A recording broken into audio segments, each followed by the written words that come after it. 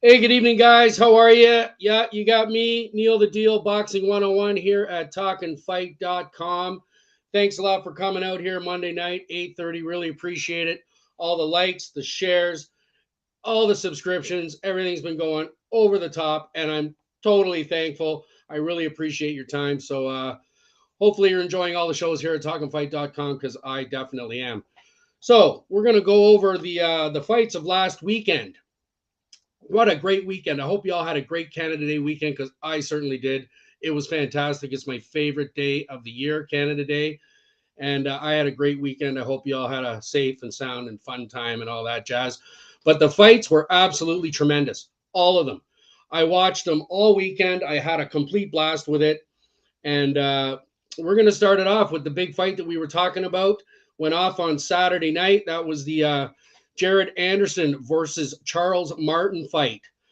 Now, my opinion of this fight is probably different than other people's opinion. I've heard quite a number of different people talking about the outcome of the fight, and personally, I was really it was a great fight, but I wasn't that impressed with Jared Anderson's display. To be honest with you guys, he was pretty close to being knocked out twice, almost three times in that fight, which shows to me that his defense is lacking. uh, Martin had some relentless pressure at times, although Anderson outlanded him probably 2-1. Uh, Martin stuck in there big time, and Anderson, like I said, really didn't bring his A game. What I thought is what should be his A game when he's moving up the ladder like he is, being undefeated, et cetera, et cetera, et cetera. So uh, moving forward, I thought it was a good test for him. It was the first time that he had ever gone all the way, right to the end, 10 rounds, 12 rounds type of thing. He usually ends them really early, so that's good for his career. That was a really big thing for him. And I just thought that he really needs to make a better effort in the future to ensure himself those bigger fights going forward, because the heavyweight division is stacked. We could go over that. There's so many guys out there, guys that I'm looking at that could do some serious damage. And me and Mikey are going to be talking about some of the heavyweights and the knockouts going forward. There's just a plethora of amazing heavyweights now, and I'm really excited for the heavyweight division again, because it's been a while, as we all know, since there's been this many guys who have a good shot and are really giving it all they got at becoming the heavyweight champion of the world. So, I mean, the scorecards were pretty lopsided. I believe it was 99-90, 99-90, and 98-91 or 99-91. I'm not too sure.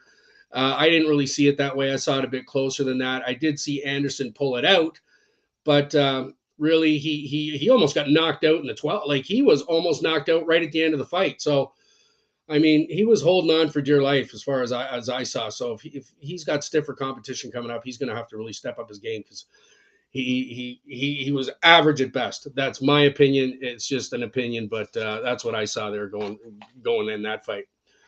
So next up, we got the other fight we were talking about in the heavyweight division again. That was Makhundov versus Acapelgiori. And I remember I did take Anderson, so we did cha-ching on that one. You're not going to make much there. There could have been a props bet, but anyways. Uh, that other fight on the undercard, Makadov. I'm terrible with these names. I don't know. You know what I mean? Akpagiori. That fight, I took Akabijori thinking, it was a value bet, but I made a huge mistake there, because he got absolutely destroyed. If you guys watch that fight, this guy Makadorov is serious. He's 250 pounds. He crushed him, I believe, in the second round, TKO. The guy, literally, he was outmatched. He had no chance. I don't know. Really, it wasn't much of a fight. It was just a big time beatdown. So keep your eye on him, because going forward, he is one of the guys that Jared Anderson might have to face, and then he's going to have a hard time with a guy like that, because he was throwing bombs, and he always throws bombs.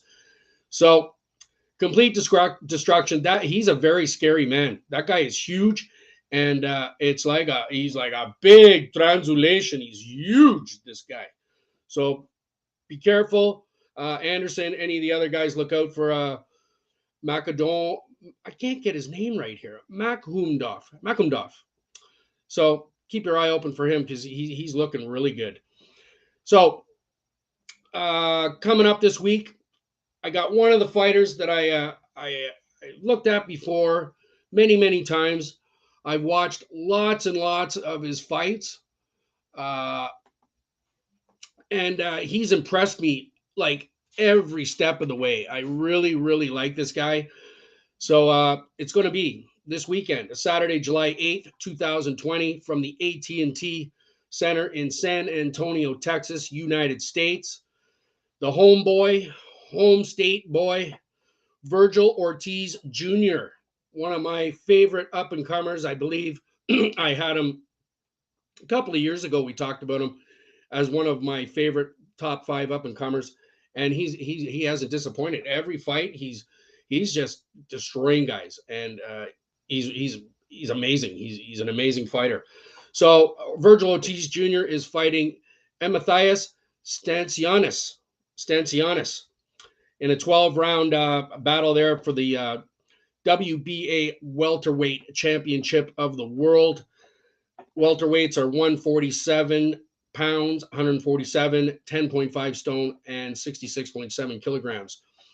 So Ortiz has a flawless record. Flawless, guys. He has just basically run the gambit. Nobody's really given him too hard of, he's fought some really good guys, Richard Comey, this, that. He's fought some serious guys. He's 19-0 with 19 KOs. You can't get much better than that. That's a knockout percentage of 100%. So that'll tell you who he is. And Stanionis is 14-0 with 9 KOs. So he's undefeated as well, and that's a 64% knockout ratio. So Ortiz has got him a little bit with the power and stuff. I think that his ability to cut off the ring, use his power, speed. He's got great footwork. He's really hard. He's great on the counter punching. He's got a wicked left hook. He's got everything going for him. It's going to be hard, I think, for Stanionis. This is a big step up for him, even though he is undefeated. I think that Vergil Ortiz is definitely somebody that could probably he could knock him out. He could knock him out, but we're going to have to see. I really like the way that that Ortiz has been training. I know that he's been working very hard in the gym, and I keep up with him on Instagram and stuff like that. So, Vergil, I'm really looking forward to this weekend, checking you out, man. I hope the best for you, and I'm sure you're going to bring your A game as you always do. Now, he's ranked number 1 by the WBA. He is also ranked number 4 by the WBO and number 4 by Ring Magazine. So he's highly ranked, Ortiz. And like I said, every fight he's in, it's a spectacular display of boxing. So guys, if you get a chance, check that out. Vergil Ortiz and Eimantas Stanionis. The ring walk is 11 p.m. Eastern Time, 8 p.m. Pacific Time, and 4 a.m. British Standard Time. You can watch the fight on DAZN. The coverage will be starting at 8 p.m. Eastern Time, 5 p.m. Pacific Time, and 1 a.m. British Standard Time. So I'll definitely be watching it. DAZN is always, like I always say, one of the best. So I love DAZN, and we'll be checking it out. The odds are Ortiz minus 450, and Stanionis is plus 300. I'm putting all my money on Ortiz at minus 450. He's gonna do the job. I think he's gonna win in the 6th or 7th round, maybe 8th, but that'll be a TKO or a knockout, complete knockout. So that's my opinion on that fight. That's my prediction. Put your money down on Ortiz. I'm telling you, I don't think you can lose on this one. It's pretty much a slam dunker. Well, I mean, there is always the punch that comes out of nowhere, but I can't really see it. Ortiz has got an excellent defense, and I think he's going to do the job. Now, the other fight that we're going to talk about this weekend is, again, another huge fight, a guy I really like. It's also on the Saturday, July 8th, 2020. It's at the Boardwalk Hall in Atlantic City, somewhere where I'd always love to go see a fight. Atlantic City. I mean, Donald Trump used to have all those big fights at Trump there, Atlantic City, and I watch him on TV. I just loved him. It's going to be 12 rounds again in the welterweight division. Same weight, 147, 10.5, 66.7, I believe, kilograms. So, I mean, this fight and the other fight, those two winners could actually end up fighting each other. So this big battle is Jared Boots Ennis. Love Ennis. He's amazing. And he's fighting Roman Villa. Now, Boots Ennis. Now, there's a guy who's really, really come. He's made a lot of strides in the last few years. His game is, he stepped up his game. He's been really good in every fight. He's got everything in the toolbox, as we always say. He's somebody that can. I mean, look at his record: 30-0. All right, with 27 knockouts. Like, that's a spectacular record.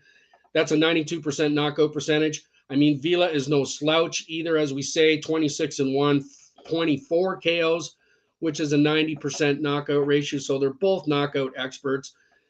I'm basically thinking this is going to be a really good fight. Battle it out. These guys are going to, give it all they got. I don't think there's going to be a lot of defense here. I think that in the end, Boots Ennis, he's got a little bit more. I like him a little bit more. I know a little bit more about him. He's a little bit of a bigger name, as we know, and I'm really liking him. He's ranked number 3 by Ring Magazine. But you look at Villa, and I was really interested to read this, check this out. Villa is ranked number 10 by Ring Magazine, number 10 by the WBC, and number 2 by the IBF in the welterweight division. So, I mean, this is a big fight. I like Ennis. I just think Ennis is going to come out on top of this one. He's definitely the kind of guy that moving forward is going to be right in the mix for any titles. He could move up in weight.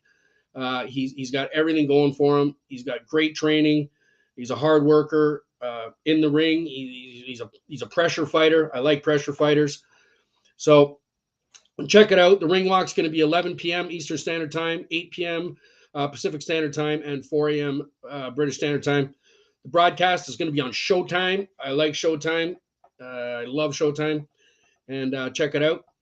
And the odds are crazy. So Ennis is minus 2,000. Ha! Minus 2,000. Okay. And Villa is plus 750. So there's not much value in that fight. You might want to parlay it up with another fight. But I think Ennis is going to take this one down. I'm going to take him late in the fight, 9th, 10th round, TKO, KO, something of that sort. That's my prediction, and I hope that you guys get a chance to check it out, because these two fights that we just talked about here, Boxing 101, TalkinFight.com, they're the big ones this weekend, and I always like the big fights because I'm Neil the Deal and I like the big show. So you guys, basically, that's all we got for you this week. I want to say again, always get better, not bitter. I'd like to say hi to my buddy Kevin, if he's out there. I'd also like to say hi to Vivian and Cosmos over there at the Total Beauty Essentials, Oakville Place. I appreciate you guys so much. And I appreciate you guys. So we're going to be getting together later this week with the old team, Friday night panel. The champ, 2-time world heavyweight champion, Tim Witherspoon. Knuckle Up, Mikey Orr will be there. Grumpy Graham, the big man. And, of course, myself will be doing the panel. So thanks again for coming out here at TalkinFight.com. We'll see you next week. Check out the fights. Put a little money down there. Hopefully you make a little ding-dong, little hay for yourselves. And we'll see you. We'll see you later this week, or maybe next Monday, right here on Boxing 101, TalkinFight.com. Take care of yourselves. Bye-bye.